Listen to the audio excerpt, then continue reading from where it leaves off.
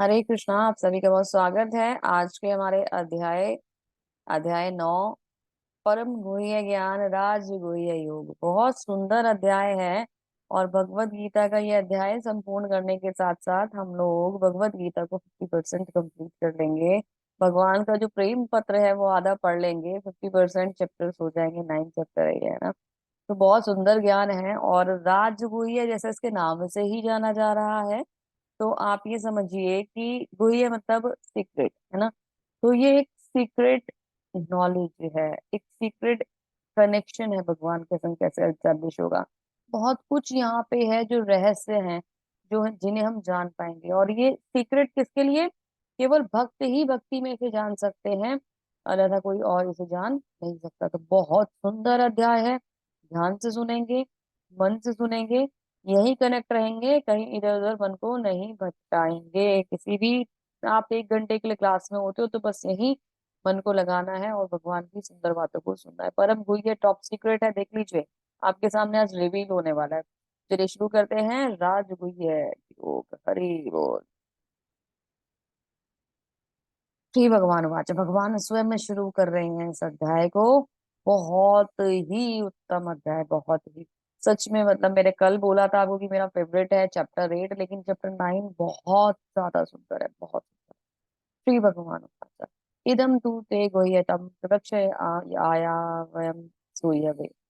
प्रवक्ष आया वयम सूयवे, ज्ञानम विज्ञानम सहितम दिव्य ज्ञातम। तो भगवान ने कहा, हे अर्जुन, चूंकि तुम मुझसे कभी ईर्ष्या नहीं करते, अनुसूय भी मतलब तुम मुझसे ईर्ष्या नहीं करते, इसलिए मैं तुमसे ये परम गुह्य ज्ञान तथा उसकी अनुभूति बताऊंगा, जिससे तुम सारे संसार के क्लेशों से मुक्त हो जाओगे। तो भगवान खुद कह रहे हैं कि तुम मुझसे ईर्ष्या नहीं करते, मैं तुम्हें ऐसा एक सुंदर ज्ञान देने वाला हूँ, टॉप सीक्रेट ज्ञान देने वाला हूँ, एक ऐसी अनुभूति देने वाला हूँ जिसे फील करने के बाद तुम सारे क्लेशों से मुक्त हो जाओगे। संसार में जितने भी प्रकार के कष्ट हैं तुम उनसे निकल जाओगे और तुम मुझसे मुक्त होकर मुझे प्राप्त करोगे, क्योंकि तुम मुझसे ईर्ष्या नहीं करते हैं। तो सोइए अभी जो भगवान से ईर्ष्या नहीं करते हैं ना, भगवान का प्रेम उन्हें इस प्रकार प्राप्त होता है, इस प्रकार प्राप्त होता है कि वो कल्पना भी नहीं कर सकते। जो भगवान से ईर्ष्या करते हैं वो भगवान को कभी भी प्राप्त नहीं कर सकते, कभी भी नहीं जान सकते, कभी भी नहीं समझ सकते। किसी भी कार्य को पूरी तरीके से जानने के लिए, समझने के लिए हमें उसके अंदर उससे कनेक्ट होना पड़ता है, उसके बारे में जानना पड़ता है और रिसर्च करनी होती है। ये ऐसे कैसे हुआ, वैसे क्यों हुआ, क्या हुआ। तो करते करते करते हम उसमें इतना इन्वॉल्व हो जाते हैं कि वो हमें अच्छा लगने लगता है। ये तो भगवान है, स्वयं भगवान है। भगवान को बिना प्रेम के कोई जान पाया है क्या? कोई नहीं जान सकता। तो बहुत सुंदर है भगवान का प्रेम। तो कह लीजिए कि ये ना अथाह सागर है भक्ति का और प्रेम का। और इसमें हम जितना डूबेंगे उतना पार होते जाएंगे, उतना पार। तो मतलब हमें तो डूबते जाना है ना। ये एक भक्ति जो है ना, ये मतलब ये कृष्ण का जो प्रेम है, ये कहते हैं ना कि वो आग का दरिया और तैर के जाना है। तो ये तो भगवान के प्रेम का दरिया और हमें तो डूबते ही जाना है और कुछ नहीं करना। ये ऐसे ही भगवान हमें पार करा देंगे। ठीक है, चलते हैं। प्रथम श्लोक में विशिष्ट महत्व है। इदम ज्ञानम, यह ज्ञान शुद्ध शब्द शुद्ध भक्ति का द्योतक है। 9 प्रकार की भक्तियां होती है, कौन कौन सी? श्रवणम कीर्तनम स्मरणम वाद सेवनम अर्चनम वंदनम दास्यम साख्यम और आत्म निवेदनम आत्म समर्पणम। तो श्रवणम को सबसे पहला स्टेप दिया गया है, सुनना, कीर्तन, भगवान का कीर्तन करना, स्मरण करना यानी जप करना। पाद सेवनम, जैसे कि लक्ष्मी माता पैरों की सेवा करती हैं। अर्चनम, भगवान की अर्चना करना। वंदनम, वंदनाएं करना। दास्यम, भगवान के दास भाव में सेवा करना। साक्यम, भगवान को सखा के रूप में मानते हुए सेवा करना। आत्मसमर्पण, सब कुछ निवेदित कर देना भगवान को, गुरु को, सब कुछ निवेदित कर देना कि अभी मैं आपके शरणागत हूँ, मेरी रक्षा कीजिए। भक्ति इस प्रकार से होती है। अगर कोई भी हम इनमें से किसी एक भी पद को पकड़ लेते हैं, एक भी वैरायटी को, एक भी कोई भी एक टाइप को ले लेते हैं और उससे हम भगवान की भक्ति में लग जाते हैं, तो हमें सच में हम उस मतलब परम स्थिति तक, पद तक पहुंच जाएंगे कि जहाँ हम भगवान को प्राप्त कर सकते हैं। श्रवणम बहुत महत्वपूर्ण है, बहुत महत्वपूर्ण है। श्रवणम एक ऐसी विधि है जो कहते हैं ना कि हमें कार्य करके भी समझ में नहीं आता। किसी ने, जैसे आपको मैंने बोला कि आप ये लर्न कर लीजिए, ठीक है, कोई मैंने आपको डेटा दे दिया, आप उसे लर्न कर रहे हैं, कर रहे हैं, कर रहे हैं, कर रहे हैं, कर रहे हैं, कर रहे हैं, नहीं समझ में आ रहा है ना। आपको मैंने बोला आप उसे सुन लीजिए। आप उसे 10 बार सुनेंगे, 2 बार सुनेंगे, 4 बार सुनेंगे, जैसे आप सुनेंगे ना, रिपीटेशन उसके लगेंगे, आप उसे, आपके दिमाग में बहुत जल्दी बैठ जाएगा, इन कंपैरिजन ऑफ कि आप उसे लर्न कर रहे हो बैठ के, है ना। तो ये बहुत सुंदर है। आपने कभी देखा है कि जैसे कोई बॉलीवुड सॉन्ग आता है, तो आप क्या करते हो, उसकी बुक लेके थोड़ा ना बैठते हो, this this this this this this this, ऐसे नहीं करते आप क्या करते हो, तो सुनते हो। जैसे ही सुनते हो आपको उसमें आनंद आने लगता है और आपको लर्न हो जाता है, एक दिन आप देखते हो खुद को कि आप उसे गुनगुना रहे हो, है ना। तो वो क्या है, ये आपका इंटरेस्ट है ना। आपका इंटरेस्ट डेवलप हुआ, आपने उसको सुना और आपको वो याद हो गया। तो श्रवणम महाकामाया, जब उसी श्रवणम विधि को हम भगवान की सेवा में अर्पित कर देंगे, तो सुनने से ही जितनी भी बातें हैं, जितने शास्त्र हैं, जितने जितनी मतलब ये कह लीजिए कि वेद हैं, जो भी चीजें हैं, ये सब कुछ हम सारी चीजें नहीं पढ़ते ना, हमें कहीं से कुछ सुनने के लिए मिलता है। कहीं किसी ये कह लीजिए आचार्य से हमने कुछ सुना, कहीं किसी गुरु जी से हमने कुछ सुना, कहीं कुछ से कुछ उठाया, कहीं किसी वैष्णव से हमने कुछ उठाया, डिवोटीज ने हमें कुछ बताया, हम सबको इकट्ठा करते हैं और अपनी हमारी इंफॉर्मेशन का एक डेटाबेस रेडी हो जाता है। Shravanam is the best policy for devotion, है ना। बहुत ही सुंदर है, उसी ट्रैक पे चलिए, धीरे धीरे धीरे धीरे धीरे धीरे आप अपने अंदर बहुत ज्यादा प्रगति होती हुई देखेंगे। श्लोक में अनुसूय वे शब्द भी बहुत महत्वपूर्ण है, क्योंकि जो भगवान से ईर्ष्या नहीं करते उनके लिए अनुसूय वे आता है। विद्वान बहुश्रुत विद्वान भी भगवत गीता के विषय में शुद्ध व्याख्या करते हैं, क्योंकि वे कृष्ण के प्रति ईर्ष्या रखते हैं। तो इतनी सारी टीकाएं आई हैं जिसमें से भगवान ही गायब कर दिए गए। बहुत बहुत सारे भगवत गीता में तो भगवान और अर्जुन को रखा ही नहीं गया है, वहां से उन्हें हटा ही दिया गया है। तो ऐसे ऐसी भगवत गीता का कोई बेनिफिट हो सकता है क्या, जिन्होंने बोली आपने उनको ही गायब कर दिया। तो ऐसे लोग जो भगवान को प्रेम नहीं करते, भगवान को सही प्रकार जानते नहीं, उनसे ईर्ष्या करते हैं, तो वो अपना सही विधि से समझ लीजिए या सही तरीके से भगवान की बातों को रिप्रेजेंट नहीं कर सकते। तो हमें कुछ भी अगर हमें पढ़ना है तो वो भी सोच लेना चाहिए कि जो भी हम मटेरियल, जो भी हम स्टफ हम स्टडी कर रहे हैं, रीड कर रहे हैं, चाहे वो स्पिरिचुअल हो या तो फिर वो आप भौतिक कोई ज्ञान ले रहे हो, तो ये ध्यान रखना चाहिए कि क्या वो प्रामाणिक है, क्या वो शाश्वत है। बहुत सुंदर श्लोका, भगवान इस श्लोका में ये कह लीजिए कि सब कुछ बता देंगे कि एक लेवल क्या है, एक स्टैंडर्ड क्या है भगवत गीता का। राज विद्या राजगुह्यम पवित्रमिदम उत्तमम प्रत्यक्ष आवागमम धर्म्यम सुसुखम कर्तुम अव्ययम। तो भगवान क्या कह रहे हैं, राज विद्या, यानी कि ये विद्याओं का राजा है। और राज किसे कहते हैं, राजगुह्यम, वहां राजा है तो यहाँ राज। अब ये गुह्यत में भी राज है क्या, नहीं, एक्चुअली ये जो राज है वो सीक्रेट वाला राज है, और वो वाला जो राज है वो राजा वाला राज है। राज विद्या, ये विद्याओं का राजा है। राजगुह्यम, ये टॉप सीक्रेट है। पवित्रम इदम उत्तमम, पवित्र है और सबसे उत्तम है। प्रत्यक्ष आवागमम धर्म्यम, ये प्रत्यक्ष दर्शन करने का, धर्म को का प्रत्यक्ष दर्शन है। सुसुखम कर तुम अभयम, तो सुख पूर्वक पूर्ण किया जाता है। ठीक है।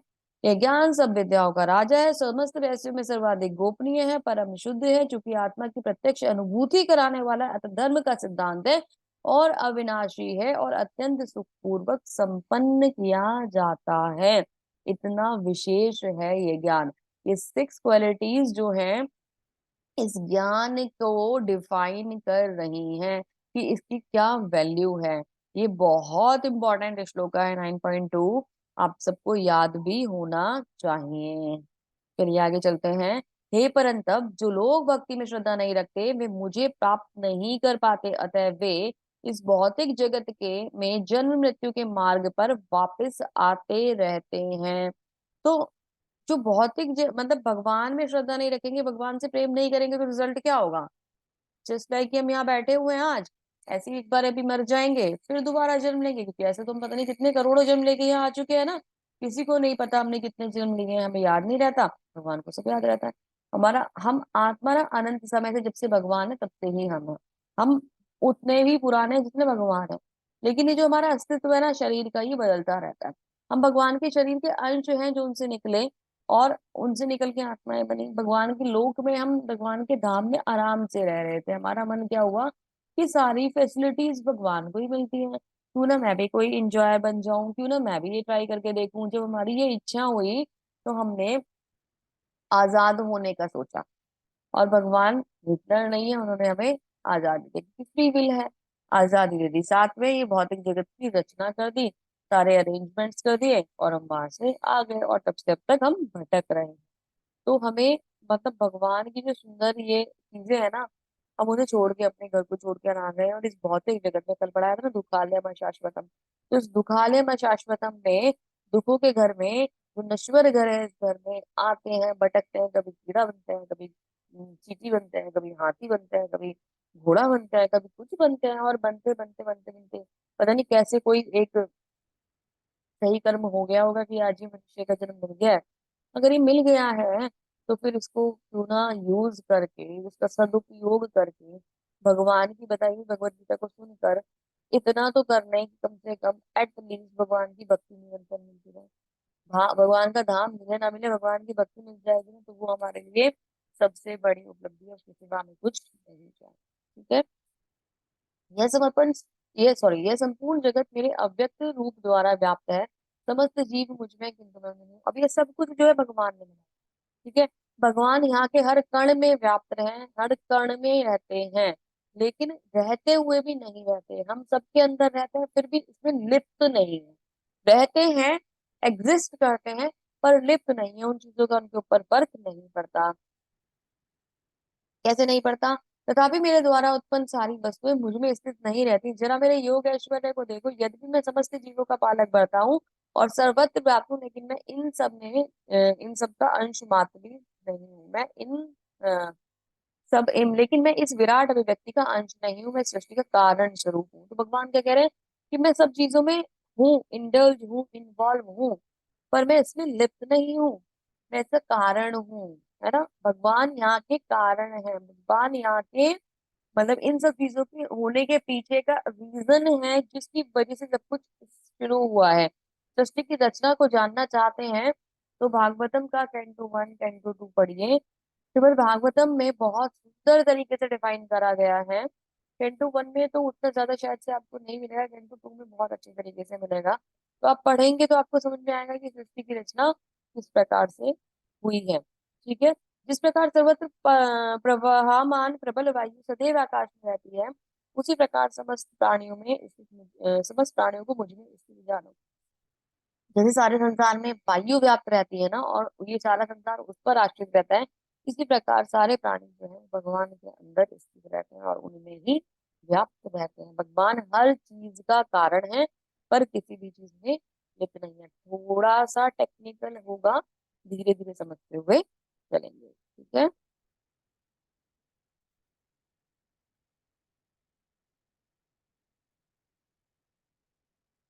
ये संपूर्ण विराट जगत मेरे अधीन है, यह मेरी इच्छा से बारंबार स्वतः प्रकट होता रहता है और मेरी ही इच्छा से अंत में विनिष्ट हो जाता है। तो ये जो जगत है ये भगवान की इच्छा से क्रिएट होता है। भगवान एक श्वास लेते हैं और सॉरी एक सांस छोड़ते हैं और ये जगत जो है इसकी सृष्टि हो जाती है। और भगवान एक सांस अंदर लेते हैं और ये सारा जगत जाकर उनके अंदर समाहित हो जाता है। तो ये बहुत ही ज्यादा विशेष है। हम सब जब महाप्रलय आती है तो कहाँ चले जाते हैं? भगवान के गर्भ में स्थित हो जाते हैं। हम एज इट इज भगवान के अ, अंदर प्रवेश कर जाते हैं। और भगवान हम सबको इस मतलब संसार से हटाकर अपने अंदर समाहित कर लेते हैं, क्योंकि हम उन्हीं के अंश हैं। तो सब कुछ उन्हीं से शुरू होता है और सब कुछ उन्हीं पे जाकर खत्म हो जाता है।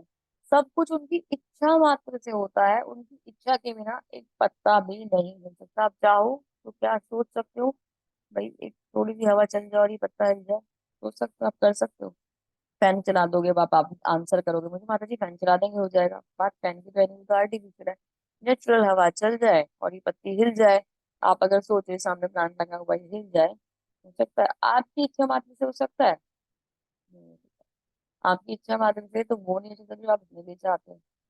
कितने भी प्रयास करके देख लो, आप करते हो हमेशा, और हमेशा आपकी मर्जी के प्रयास सफल नहीं होते। आप जो चाहते हो वो भी तब सफल होता है जब भगवान की स्वीकृति उस कार्य के लिए होती है ना। कहते हैं ना, आपन सोची होत नहीं, प्रभु सोची तत्काल। तो जो भगवान सोचते हैं वो तुरंत निश्चित 100% हो जाता है। और जो हम सोचते हैं वो हम सोचते ही रह जाते हैं ना, सोचते सोचते सोचते सोचते सोचते समय बीत जाता है, ये करूंगा करूंगा करूंगा करूंगा, यहाँ जाऊंगा जाऊंगा जाऊंगा, वो काम करना है करना है करना है, सोचते रह जाते हैं, हम उसको अचीव नहीं कर पाते। पर भगवान ने अगर एक बार कुछ मन में प्रण कर लिया, थोड़ा सा भी उनके मन में इच्छा आई, तुरंत विदाउट एनी लेट, है ना, इमीडिएट इफेक्ट के संग वो कार्य तत्पर संपन्न हो जाता है। क्योंकि वो श्री हरि है, वो भगवान है। और भगवान, मतलब भगवान अगर कुछ नहीं कर पाएंगे तो एक बात बताइए फिर कौन कर पाएगा ना। भगवान वो है जो हम सबका पालन कर रहे हैं। हम सब अपने यहाँ इस समय कौन कौन सी क्रिया में इन्वॉल्व है, सब कुछ, कोई क्या कर रहा है, कोई क्या चाहता है, ये सब कुछ भगवान को पता है, हमारे हृदय में बैठे हुए परमात्मा को पता है। ठीक है, उन्होंने अपना एक अंश हमारे हृदय में परमात्मा के रूप में भेज दिया ताकि वो हमारा ख्याल रख सके। इतने दयालु है ना हमारे परम पिता, इतने ही ज्यादा मतलब हमसे प्रेम करते हैं कि बच्चे कहीं भटक न जाएं, मैं इनके साथ रहूंगा, आजादी इनको पूरी है, पर मैं फिर भी इनकी देखभाल करता रहूंगा। वो हमारे हृदय में आके आसीन हो गए, तो फिर वो रूप में बैठ के हमें मतलब चाहते हैं कि हम उनके दर्शन करें जो हम अभी तक नहीं कर पाए हैं। तो बहुत सुंदर तरीके से उन्होंने मतलब इस रिलेशन को निभाया है जो हमारा उनके साथ शाश्वत संबंध है। ये अलग बात है कि हम भौतिकता में इन्वॉल्व हो गए और हम उनको भूल गए। आगे भगवान क्या कहते हैं? भगवान कहते हैं, मैया अध्यक्षेण प्रकृति सूयते से चराचरम हेतु नानेन कौन तो ये जगत भी परिवर्तते। तो यहाँ भगवान क्या कह रहे हैं? हे कुंती पुत्र, ये भौतिक प्रकृति मेरी शक्तियों में से एक है और मेरी अध्यक्षता में कार्य करती है। जिस प्रकार सारे चर तथा अचर प्राणी उत्पन्न होते हैं और इसके शासन उत्पन्न होते हैं, इसके शासन में ये जगत बारंबार सृजित होता है और विनष्ट होता है। तो भगवान की शक्ति ही है जो भगवान ही की अध्यक्षता में भगवान की इच्छा से कार्य करती है। और उस इच्छा से क्या होता है, बारंबार ये जो जगत होता है बनता है और लुप्त हो जाता है। तो मैंने कल आपको बताया था कि भगवान की दो प्रकार की शक्तियां होती है, पराशक्ति अपराशक्ति। तो भगवान इन शक्तियों के द्वारा ही सारा कार्य संपन्न कराते हैं। यही शक्तियां भगवान की इस लोक में भी और उस लोक में भी भगवान के सारे कार्य करती हैं। इन्हीं शक्तियों के द्वारा भगवान की जो ये जो सृष्टि है भगवान उसे रेडी मतलब क्रिएट करते हैं और भगवान फिर उसको अपने अंदर समा लेते हैं। तो भगवान क्या करते हैं, भगवान से ही सबका उद्गम है, भगवान ही अपने एक्सटेंशन लेते हैं। भगवान अपने एक्सटेंशन महाविष्णु, गर्भोदक्षाय विष्णु, क्षीरोदक्षाय विष्णु के रूप में लेते हैं। उनसे सबसे पहले भगवान महाविष्णु के रूप में आते हैं। महाविष्णु के से क्या होता है, असंख्य उनके जो पसीना होता है उससे असंख्य ब्रह्मांड निकलते हैं, उनके पसीनों की बूंद से असंख्य ब्रह्मांड निकलते हैं। फिर उन असंख्य ब्रह्मांड में को एक्टिवेट करने के लिए, अभी ब्रह्मांड के अंदर क्या है, सारा मटेरियल उन्होंने भेज दिया।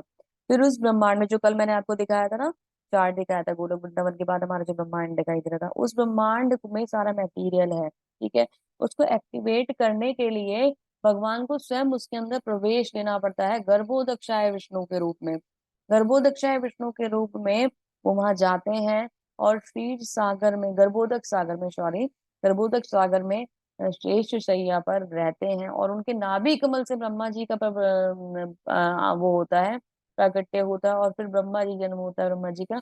और ब्रह्मा जी आगे की सृष्टि की रचना करते हैं और फिर भगवान के नाभि कमल से और ब्रह्मा जी के लोक तक के बीच में 14 भुवन यानी कि लोक रेडी हो जाते हैं, जिसमें से 7वें नंबर पे हमारा भूलोक यानी कि पृथ्वी आता है। और उन 14 के बाद नीचे का जो पोर्शन है वो 28 प्रकार के नर्क में काउंट होता है। तो इस प्रकार भगवान जो है महाविष्णु के रूप से आके गर्भोदक्षाय विष्णु के रूप में आते हैं। फिर गर्भोदक्षाय विष्णु के बाद अभी हम जीव क्रिएट हो गए। ठीक है, तो इन उन जीवों को प्रेम देने के लिए, उन जीवों को ख्याल रखने के लिए भगवान क्षीरोदक्षाय विष्णु के रूप में यानी कि परमात्मा के रूप में हमारे हृदय में वास करते हैं। क्षीरोदक्षाय विष्णु कौन होते हैं? जो क्षीर सागर में रहते हैं, जो दूध के सागर में रहते हैं, वो वाले विष्णु हमारे हृदय में परमात्मा के रूप में वास करते हैं। तो इस प्रकार से भगवान ही तो है जो इस सारी सृष्टि को बना रहे हैं, भगवान ही तो है जो इस सृष्टि को चला रहे हैं, भगवान ही जो है इसका पालन कर रहे हैं, भगवान ही इसका संहार कर रहे हैं।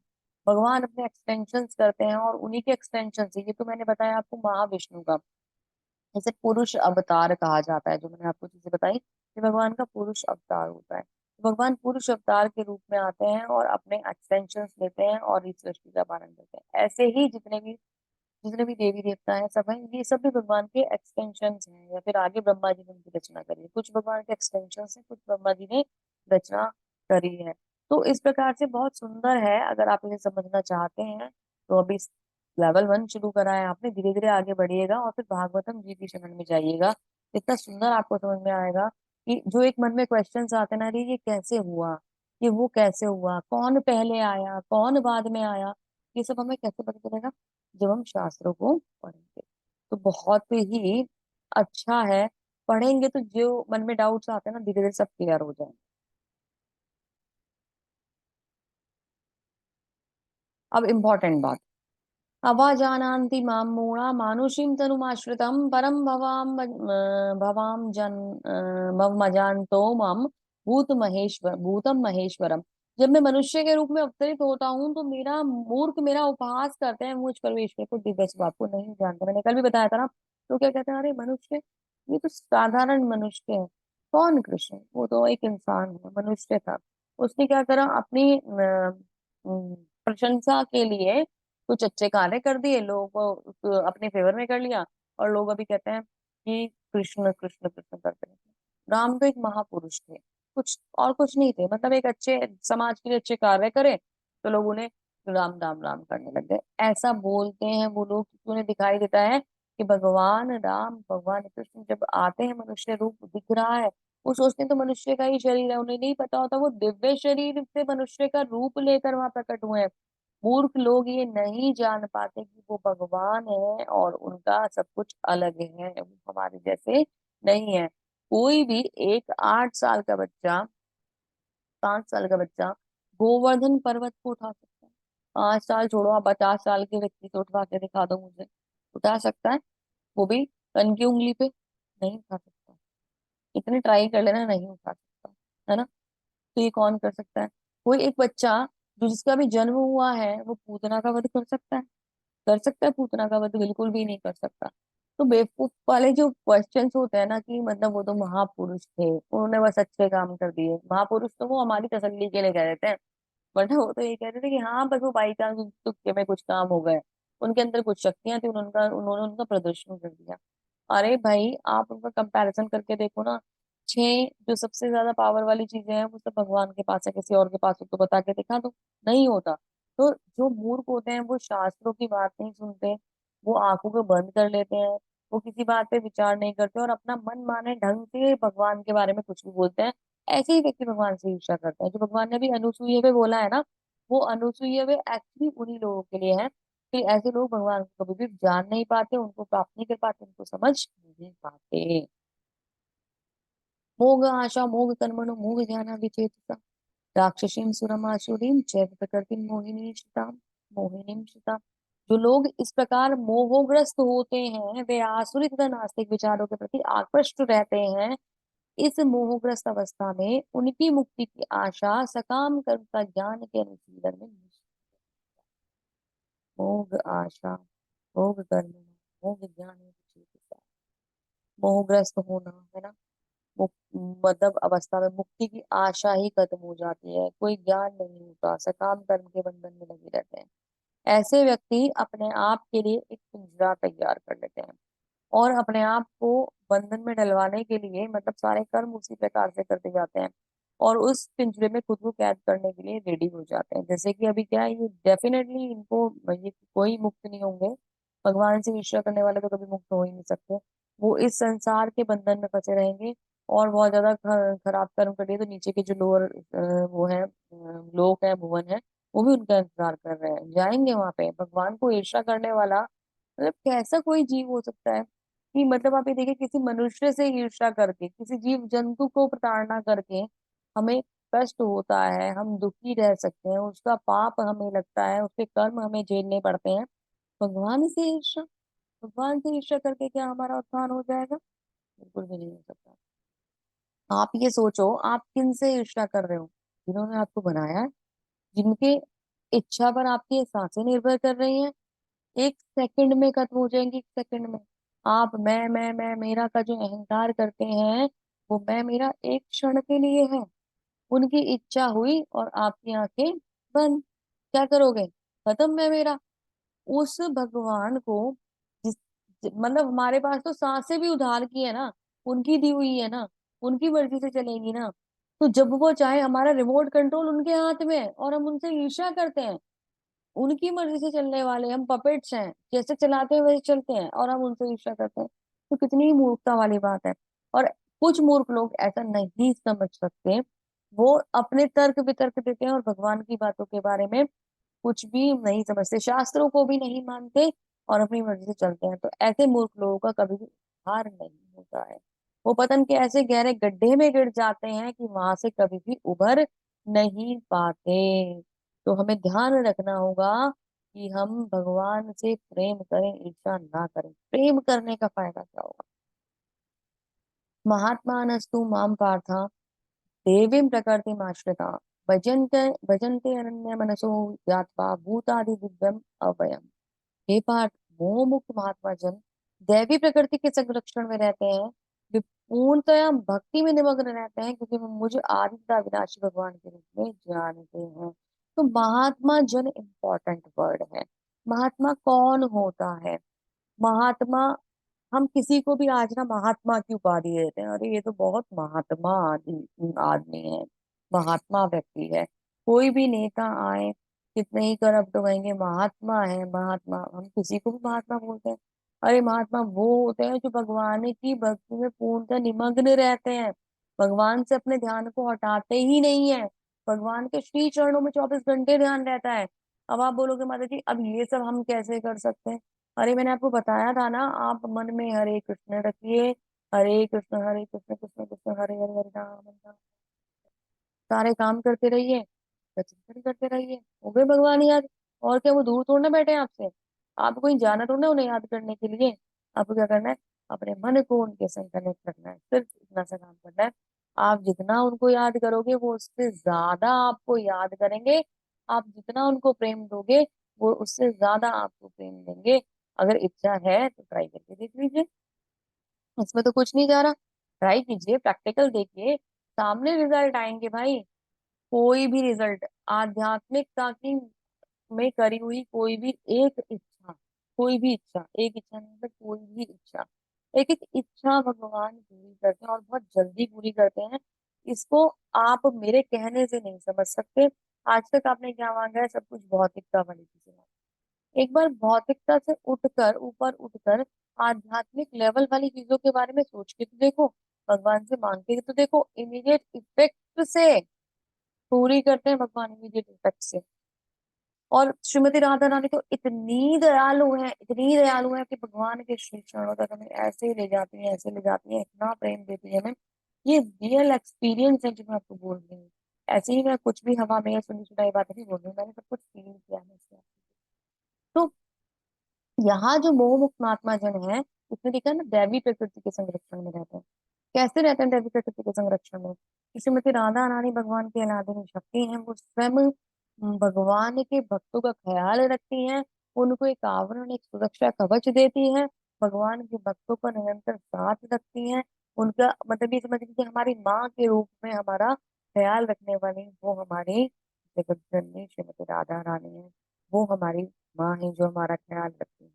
ठीक है। तो प्रेम मिलता है हमें पिता से और हमारी केयर कौन करता है? हमारी माता करती है श्रीमती राधा रानी की। जो भाव हम श्री कृष्ण के लिए मन में लेके आएंगे, हमारी माता का जो प्यार है, श्रीमती राधा रानी का जो प्यार है, जो प्रेम है, जो संरक्षण है, वो हमें साथ में अपने आप में मिलना शुरू हो जाएगा। मैंने बताया था ना कि श्रीमती राधा रानी के साथ एक पत्ता चला आ रहा था, उन्होंने उस पत्ते को भी नहीं फेंका, उसको भी अपना प्रेम दिया, क्या बोला कि मेरे शरणागत आ गया है और मैं अपने शरण में आने वाले को कभी अपने से दूर नहीं कर सकती। तो जब भाव मन में ये होगा कि श्रीमती राधा रानी की कृपा चाहिए, कि भगवान की कृपा चाहिए, और जब हम ये भाव लेकर आएंगे और दोनों से प्रार्थना करेंगे कि आप हमें अपनी शरण में ले लीजिए, अब हम आपके दास हैं और अब हम अपना जीवन आपको समर्पित करते हैं, हमसे जो भी कोई गलती हुई हो उसको क्षमा करके हमें स्वीकार कीजिए, हमें आपका प्रेम चाहिए प्रभु, आपका प्रेम दीजिए, आपकी भक्ति दीजिए। जब हम कहते हुए श्रीमती राधा रानी व्यक्ति भगवान से कृष्ण से प्रार्थना करते हैं तो वो सहर्ष उसे स्वीकार करते हैं। और ऐसा लगता है जैसे ना बस हम ही पीछे बैठे हुए थे, हम ही आगे नहीं बढ़ रहे थे। वो तो कब से हमारा इंतजार कर रहे थे, कब से इंतजार कर रहे थे, बुला रहे थे, हम नहीं जा रहे थे। तो ये भाव मन में लेके आना है और फिर इस भाव के आनंद का आनंद चखना है, ठीक है ना।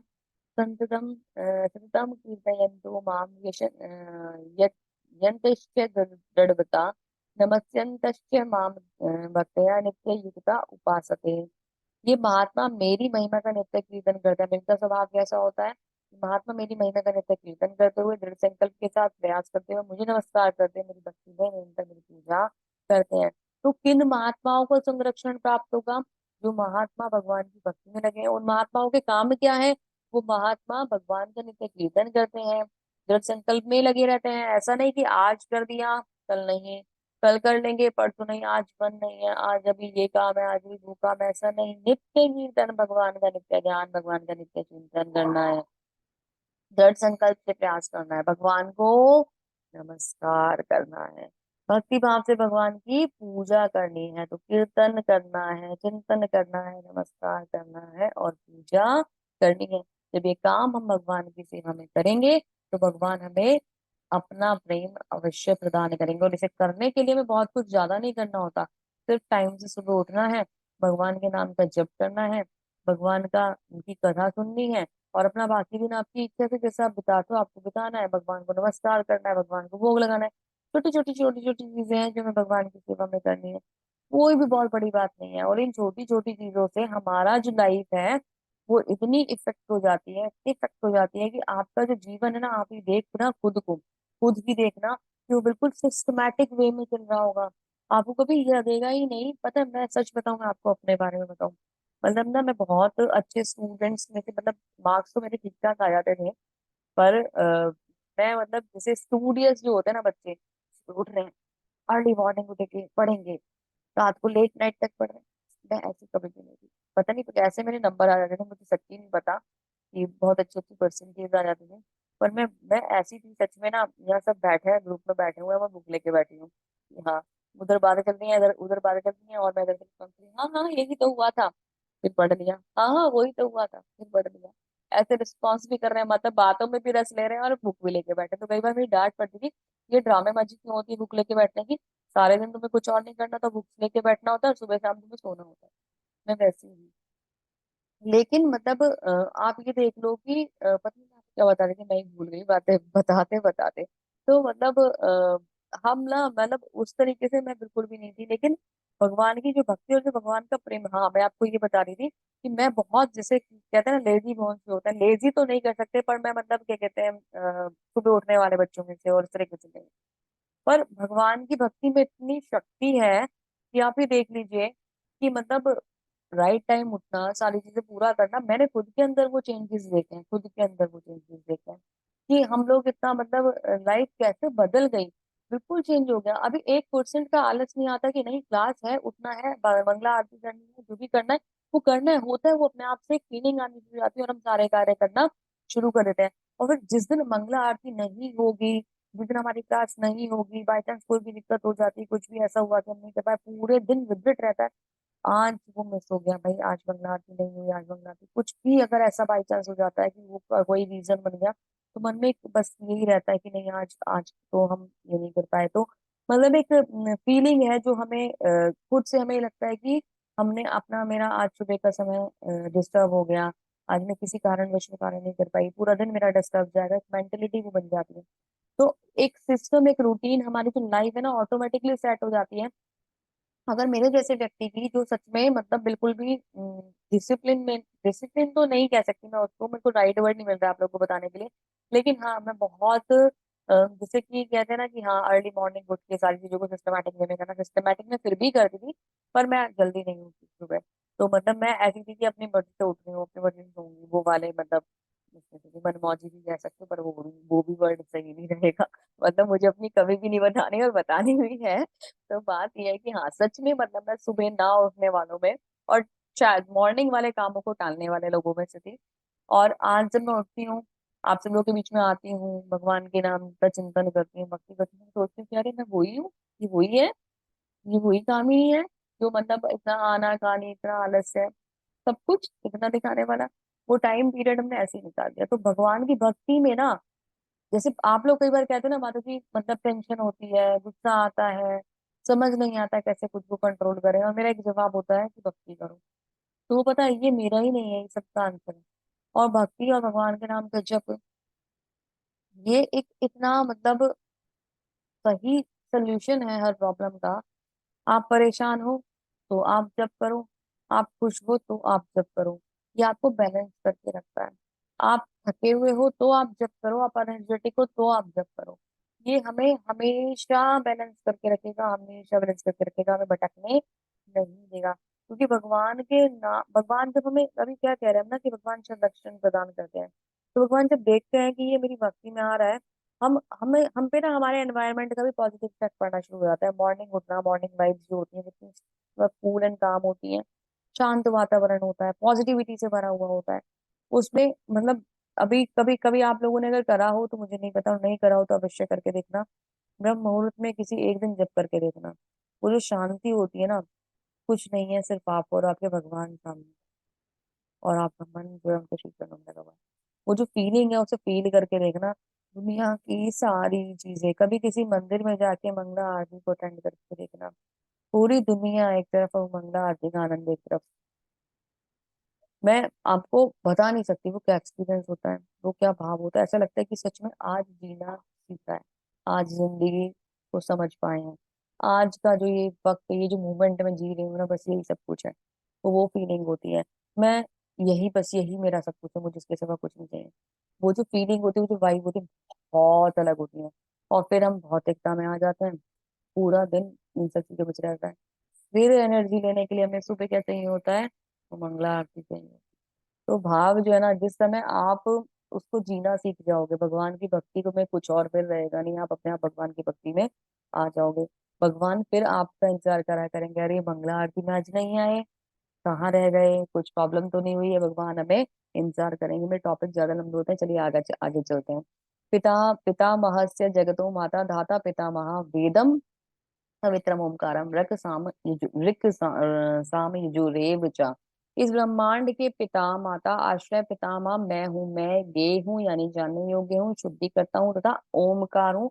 मैं ही ऋग्वेद सामवेद और यजुर्वेद भी हूँ। तो सब कुछ कौन है यहाँ, भगवान है। भगवान क्या कह रहे हैं कि मैं ही तुम्हारा माता पिता हूँ, मैं ही पितामह हूँ, दादाजी भी वही है हमारे, और शुद्धि करता है, जानने योग्य भी वही है, सारे वेद।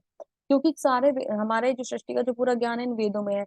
ये सिस्टम कैसे चलना चाहिए, जगत कैसे चलना चाहिए, हमारे लिए क्या नियम होने चाहिए, क्या फॉलो करना चाहिए, सब कुछ वेदों में है। तो वेदों को बनाने वाले कौन है, स्वयं भगवान है। भगवान ही इनको चला रहे हैं, ठीक है, भगवान ने ही हमें ये ज्ञान दिया है। तो सब कुछ भगवान है, और भगवान से ही शुरू होके अंत में भगवान में ही समाहित हो जाता है। मैं ही लक्ष्य पालन करता स्वामी साक्षी धाम शरण स्थली अत्यंत प्रिय मित्र हूँ। मैं ही सृष्टि का प्रलय, सबका आधार आश्रय और अविनाशी बीज हूँ। हे अर्जुन, मैं ही ताप प्रदान करता हूँ, मैं ही वर्षा को रोकता हूँ, लाता हूँ तथा अमृत हूँ, और साक्षात मृत्यु भी मैं हूँ। आत्मा तथा पदार्थ, सत तथा असत दोनों मुझ में ही है। तो जीवन देने वाले भी भगवान है, और जीवन लेने वाले भी भगवान हैं। सब कुछ उन्हीं की मर्जी से, उन्हीं की इच्छा से, उन्हीं की कृपा से होता है।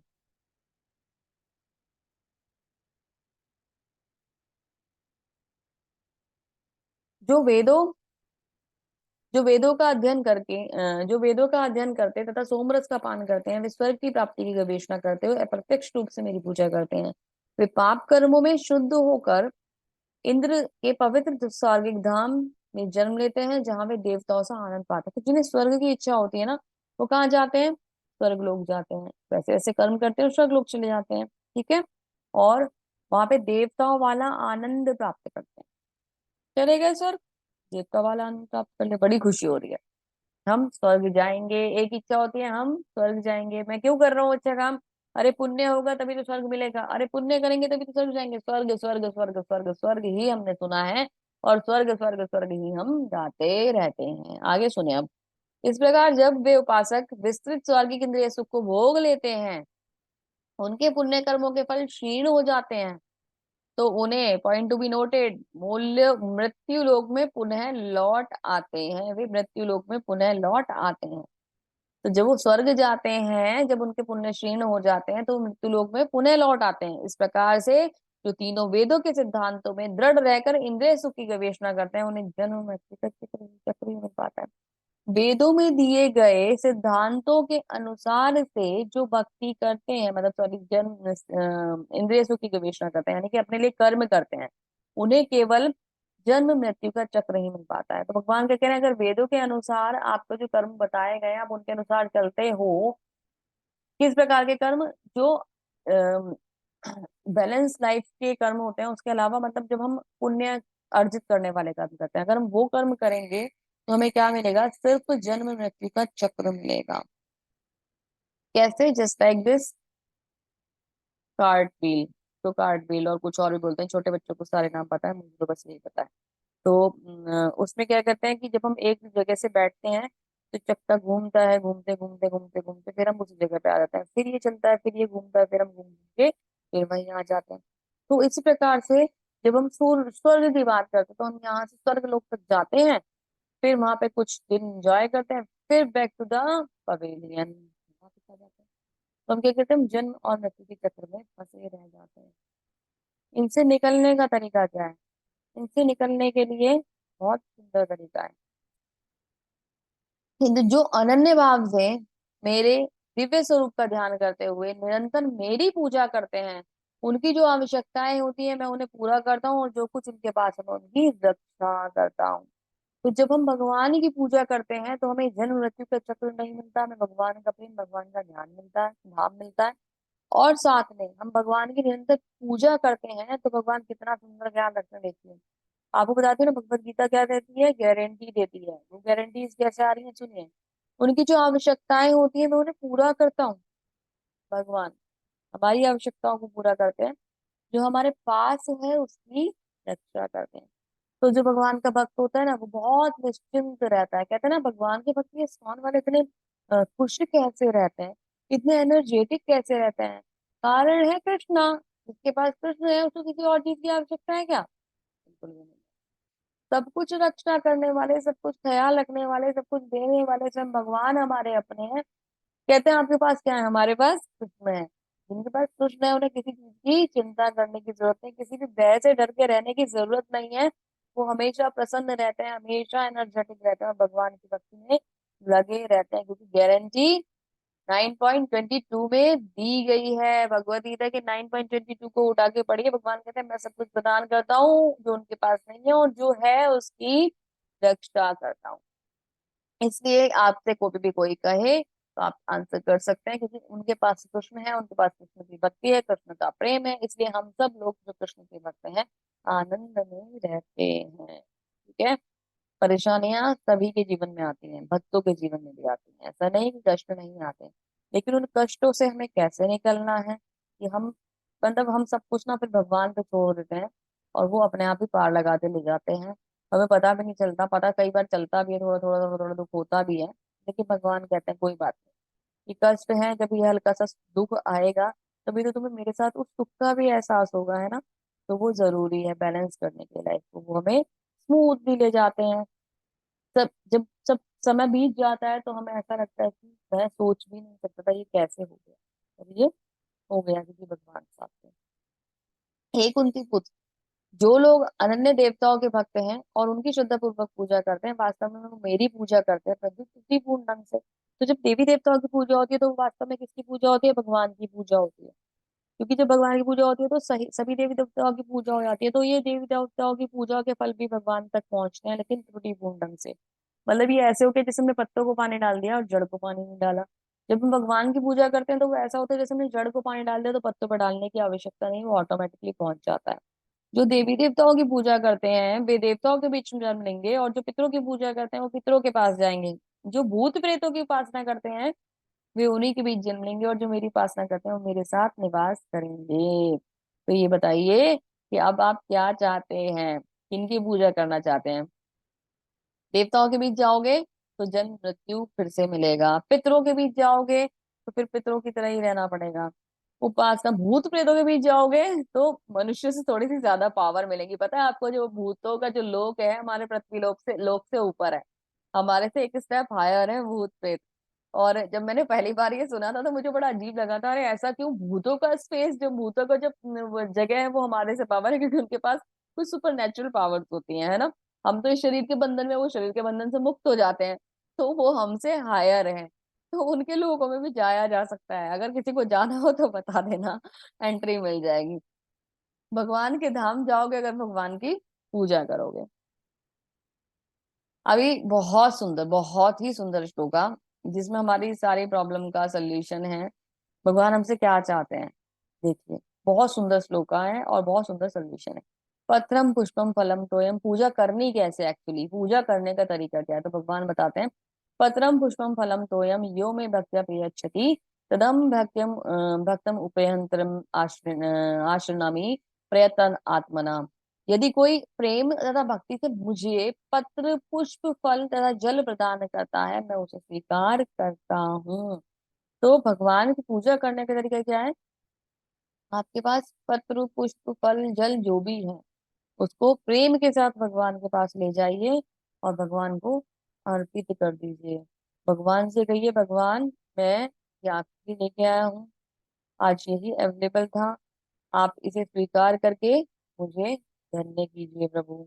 जब हम भगवान को इस भाव से उनके लिए छोटी से छोटी सेवा भी अगर करेंगे तो भगवान उसको सहर्ष स्वीकार करेंगे और अपने आशीर्वाद और कृपा के रूप में वो हमें देंगे। और जब हमें भगवान की कृपा मिलनी शुरू हो जाएगी तो हमारा संरक्षण ऑटोमेटिकली शुरू हो जाएगा, ऑटोमेटिकली। ठीक है। तो भगवान की भक्ति में मन को लगाना है, कुछ भी नहीं है। आज अभी तक जो लोग भोग नहीं लगाते हैं भगवान को, भगवान की भोग सेवा नहीं करते हैं, तो एक छोटा सा काम करना शुरू कर दें।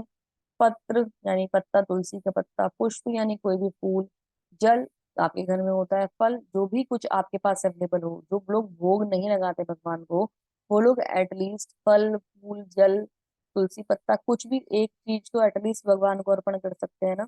फिर उसके प्रसाद के रूप में, उनके प्रसाद के रूप में उसे ग्रहण कर सकते हैं। अभी आप कहोगे कि फूल चढ़ा के कैसे प्रसाद के रूप में लेंगे, चलो तुलसी को खा लेंगे पानी के साथ, जल पी लेंगे, फल खा लेंगे, बट फूलों का क्या होगा। तो भगवान के जो पुष्प होते हैं अर्पित करे हुए, भगवान का प्रसाद में उनकी सुगंध ली जाती है, उनकी सुगंध लेकर भगवान के प्रसाद को ग्रहण किया जाता है। तो भगवान का जो मंदिर में हम जाते हैं ना, मालाएं मिलती हैं, फूल मिलते हैं, तो उनको ऐसे ही नहीं डाल देना चाहिए। उनको सबसे पहले नमस्कार करके, फिर उनको उनकी सुगंध लेकर, माला है तो आप उसे पहन के रखते हैं आशीर्वाद के रूप में, फिर थोड़ी देर बाद उसको किसी एक सुरक्षित जगह पर रखना चाहिए। ठीक है। और अगर आप समर्थ है, सब चीजें कर सकते हैं, तो भगवान के सुंदर भोग लगाइए। कभी कभी आप फंस गए, पता है भक्तों को भगवान को भोग लगाए बिना कभी भोजन नहीं करना चाहिए। अभी आप कहते हो कि आप फंस गए, कहीं पे इमरजेंसी है, आपके पास भोजन भी है, सब कुछ है, पर आप भगवान को भोग नहीं लगा पा रहे, या फिर भोजन नहीं है तो अभी क्या करें, भगवान को सेवा नहीं कर पा रहे, मैं कैसे खाऊंगा। मन में कल्पना कीजिए आप भगवान का बहुत सुंदर भोग तैयार करके लेके आए हैं और भगवान को भोग अर्पित कर रहे हैं, वहीं से भगवान को प्रार्थना कीजिए और भगवान वो आपकी मानसिक पूजा स्वीकार कर लेंगे। मानसिक रूप से आपका जो भगवान, आपने जो समर्पण किया है, भगवान उसे स्वीकार कर लेंगे, कि भगवान भाव के भूखे हैं, भोग के भूखे नहीं है भगवान। भगवान को आपका भाव चाहिए, है ना। भाव के भूखे हैं प्रेम, वो प्रभु भाव ही क्या कहते हैं ना वो, पता नहीं क्या उद्धार है, और भाव से अर्पित करो तो भव से पेड़ा पार, ऐसे ऐसे करके डायलॉग सुना था मैंने कहीं पे। तो भगवान को भाव चाहिए, और भाव से आप कुछ भी समर्पित करते हो तो भगवान उसे और स्वीकार करते हैं। लेकिन जिन लोगों का सामर्थ्य है, जो सारी चीजें अरेंज कर सकते हैं, प्रॉपर सेवा दे सकते हैं, तो भगवान की सुंदर सेवा करें। जितनी ज्यादा सेवा आप करोगे उतना ही ज्यादा आनंद आपको आएगा। भगवान का प्रसाद, भगवान का जो प्रसाद होता है घर में, आप सभी लोग को दो। जो लोग भगवान की बातें नहीं सुनना चाहते, आपको लगता है कि बहुत ना मतलब अलग तरीके के व्यक्ति हैं, भगवान की भक्ति में उनको आनंद नहीं आता, आप जब भी भगवान की भक्ति की बातें करते हो तो वो आपसे आर्ग्यू करने लग जाते हैं, आप उन्हें कुछ मत करो, चुपचाप प्रसाद देना शुरू कर दो भगवान का। वो प्रसाद के रूप में ना लेने लगे तो आप उन्हें मिठाई के रूप में देना शुरू कर दो, कैसे भी देना शुरू कर दो। नहीं ले रहे ना, जैसे आपने क्या करा कि अभी प्रसाद तो लेंगे नहीं, जल में ला दिया, अभी तो लेंगे, है ना। जल पियो, ये प्रसाद है भगवान का। तो भगवान का प्रसाद जैसे जैसे जाएगा ना, परिवर्तन होंगे, हृदय में भी होंगे, है ना, विचारों में भी होंगे, कार्यों में भी होंगे, सब चीजें परिवर्तित हो जाएंगी। और ये मैंने प्रैक्टिकल देखा है, इसलिए मैं आपको बता रही हूँ। लोग बदल जाते हैं, हम खुद भी बहुत बदल जाते हैं ना। हम लोग पहले कैसे होते हैं कि हम भौतिकता में बहुत लिप्त रहते हैं, धीरे धीरे धीरे धीरे भगवान का प्रसाद जो है वो हमें शुद्ध करता चला जाता है, शुद्ध करता चला जाता है, शुद्ध करता जाता है। और शुद्धता के एक बार उस स्तर पर ले जाता है एक समय पे कि जब हमारा पूर्ण शुद्धिकरण हो जाता है, और तब हमें भगवान की भक्ति मिलती है, गुरु मिलते हैं, हम उनके शरणागत होते हैं, और फिर हम चीजों को आगे सीख पाते हैं।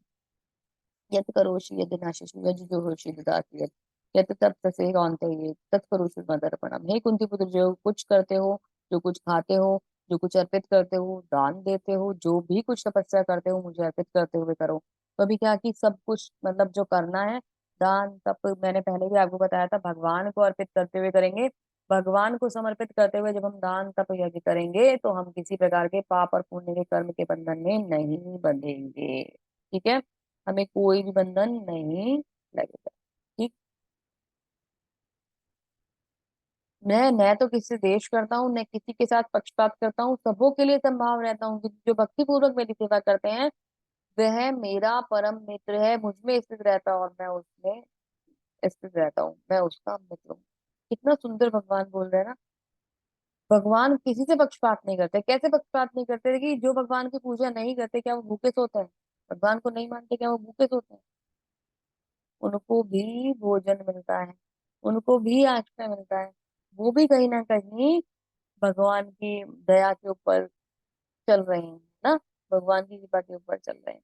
नहीं मानते भगवान को, राम और कृष्ण को मनुष्य कहते हैं, कोई बात नहीं, भूखे तो वो भी नहीं रहते, भोजन तो नहीं मिलता है। जो जीव जंतु ये भगवान की सेवा थोड़े ना कर रहे हैं। कोई एक पक्षी भी भूखा नहीं सोता है ना, नहीं सोता ना, उसको भी भोजन मिलता है।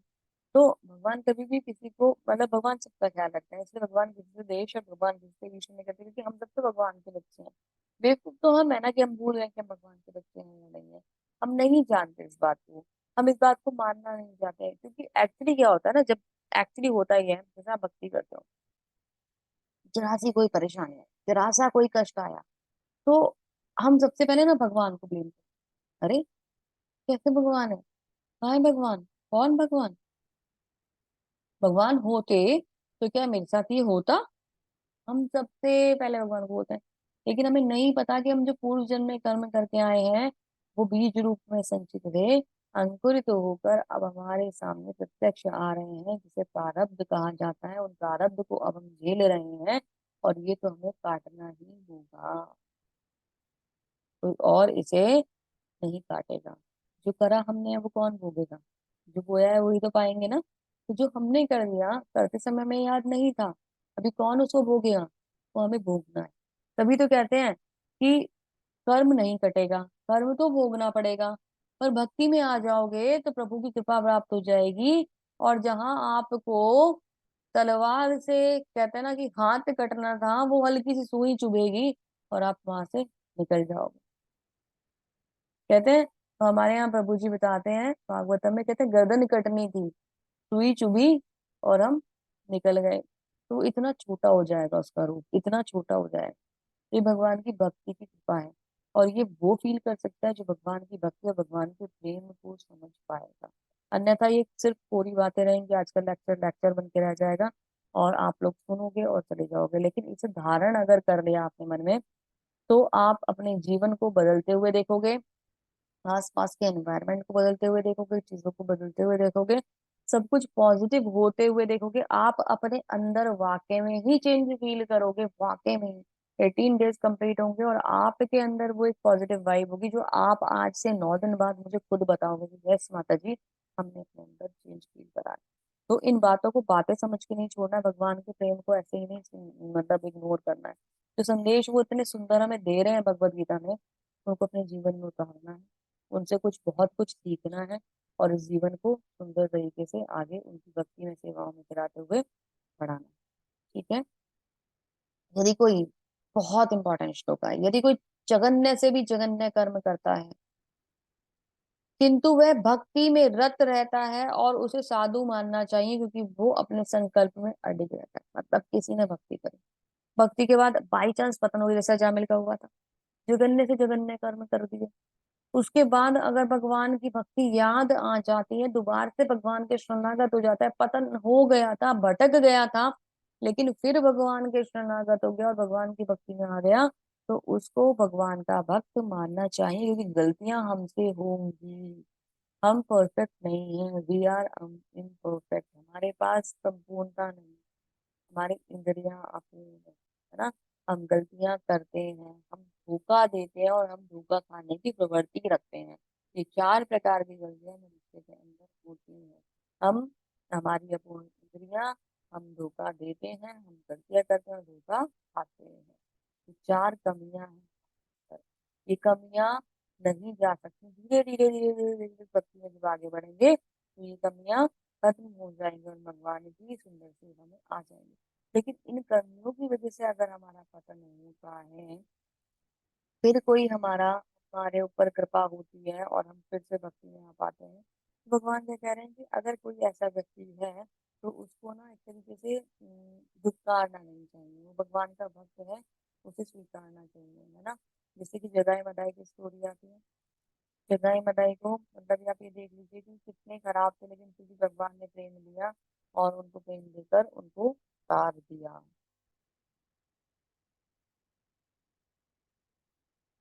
क्षिप्रम अपि धर्मात्मा श्वासन क्षंति निगच्छति कौन्तेय प्रीतिगाना ही न मे भक्त प्रणश्यति। वह तुरंत धर्मात्मा बन जाता है जो स्थायी शांति को प्राप्त होता है। एक कुंती पुत्र निडर होकर घोषणा कर दो कि मेरे भक्त का कभी विनाश नहीं होता।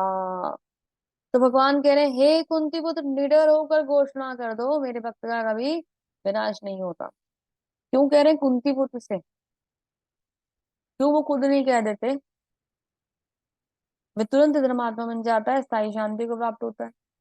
जो भगवान की शरण में आएगा, भगवान की भक्ति में आएगा, वो धर्मात्मा बन जाएगा, उसे सारी शांति मिलेगी। लेकिन ये जो अनाउंसमेंट करनी है, ये जो घोषणा करनी है, भगवान कुंती पुत्र यानी अर्जुन को कह रहे हैं। क्यों? अभी प्रश्न पूछूंगी तो टाइम निकल जाएगा, मैं ही बता देती हूँ फिलहाल।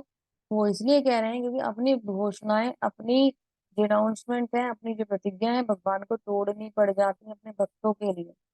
लेकिन अपने भक्तों की प्रतिज्ञा जो होती है वो भगवान निभाते हैं। कल बताया था ना, भीष्म पितामह की प्रतिज्ञा को निभाने के लिए भगवान ने अपनी शस्त्र उठाने वाली प्रतिज्ञा को तोड़ दिया कि मैं शस्त्र नहीं उठाऊंगा।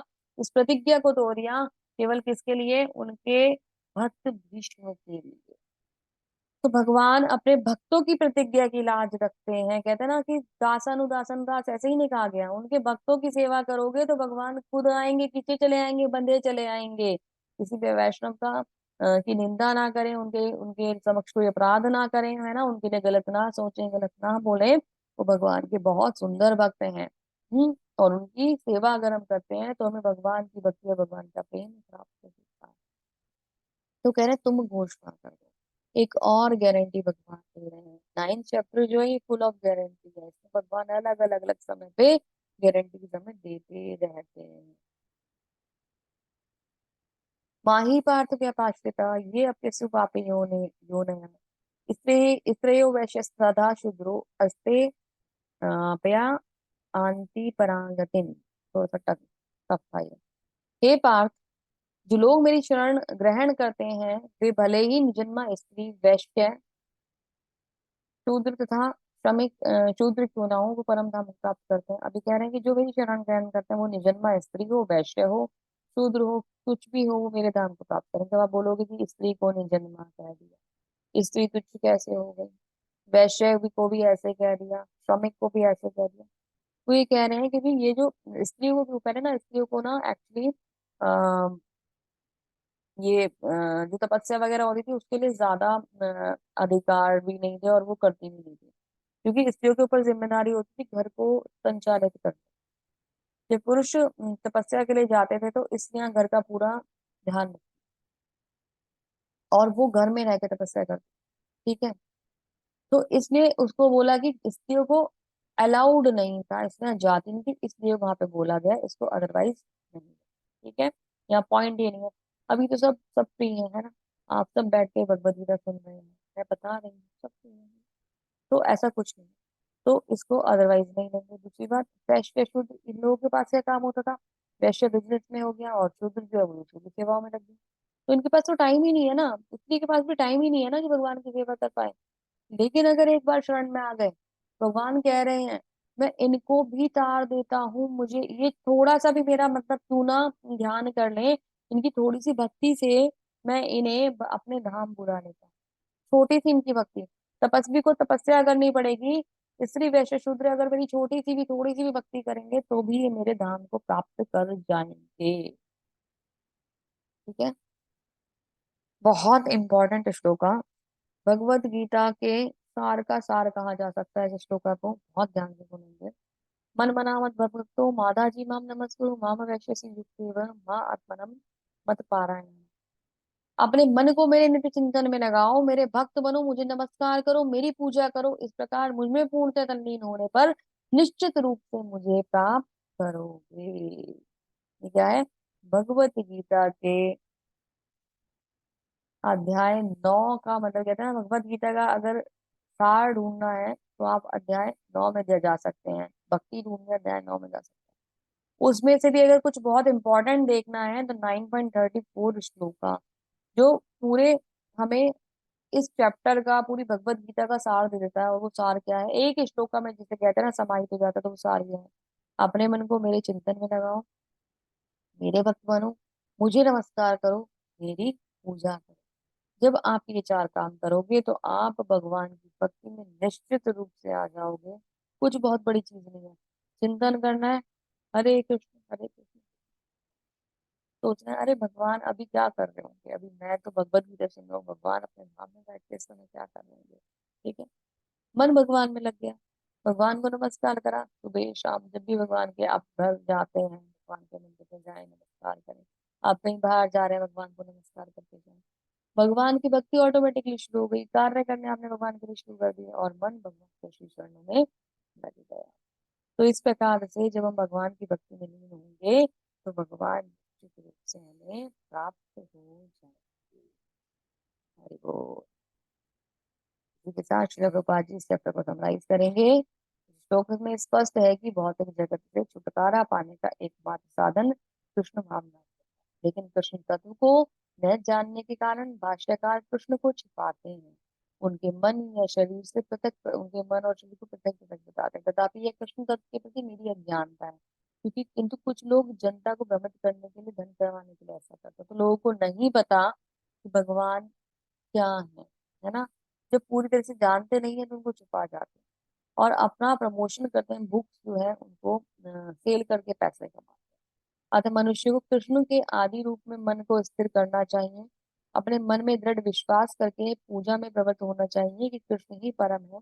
कृष्ण की पूजा के लिए भारत में हजारों मंदिर हैं जहाँ भक्ति का अभ्यास किया जाता है। जब ऐसा अभ्यास हो रहा होता है तो मनुष्य को चाहिए कि कृष्ण को नमस्कार करे, अर्ची हृदय के समक्ष नतमस्तक हो जाए, मनसा वाचा कर्मणा हर प्रकार से प्रवृत्त होना चाहिए। इस प्रकार कृष्ण भाव में पूर्णतः लीन हो सकेगा, इससे वह कृष्ण लोक को जा सकेगा। उसे चाहिए कि कपटी भाष्यकारों के बहकावे में नहाए, श्रवणम कीर्तम आदि लब्धा भक्ति से प्रवृत्त होना चाहिए। शुद्ध भक्ति मानव समाज की चरम उपलब्धि है। तो भगवान की भक्ति ही हमें पार लगा सकती है। भगवान की भक्ति में जाएं, धीरे धीरे धीरे धीरे करके आगे बढ़े और भगवान की सेवा करें। ऐसा करने से हमारा मन शुद्ध होगा, भाव शुद्ध होंगे और हम एक संबंध जो हमारा भगवान से कृष्ण के संग है उसके शाश्वत कर पाएंगे और अच्छे से इस जीवन को जी पाएंगे। जो उद्देश्य हमारे को इस जीवन के लिए मिला है, हमें जो इस जीवन के उद्देश्य है उसे समझकर भगवान की भक्ति में समर्पित करते हुए आगे चलाएंगे तो हम अपना भी कल्याण करेंगे और साथ में और लोगों का भी कल्याण करेंगे। एक व्यक्ति, केवल एक जन अगर सही प्रकार भक्ति कर ले तो 21 पीढ़ियां तार सकता है। 21 पीढ़ियां, पता है आपको? तो वो भक्त आप क्यों नहीं हो सकते? बहुत सुंदर भगवान के भक्त बन जाइए और अपने पूरे कुल का उद्धार कर दीजिए। हरि बोल। इसी के साथ हम इस अध्याय को यहीं समाप्त करेंगे। बहुत सुंदर अध्याय था, बहुत ही सुंदर अध्याय था। पता नहीं आपको कितना समझ में आया, मैं कितना आपको समझा पाई, लेकिन मैंने पूरा प्रयास करा है। इस प्रयास को भगवान मतलब करने का मुझे बार बार मौका दे और बुद्धि दे कि मैं आप लोगों को बहुत अच्छी सारी चीजों को समझा सकूं, बता सकूं और आप सबके जीवन में और मेरे जीवन में भगवान की भक्ति और प्रेम निरंतर आता रहे, बढ़ता रहे। यही प्रार्थना के संग इस अध्याय को यही समाप्त करते हैं। आप सबका बहुत बहुत धन्यवाद। हरे कृष्ण।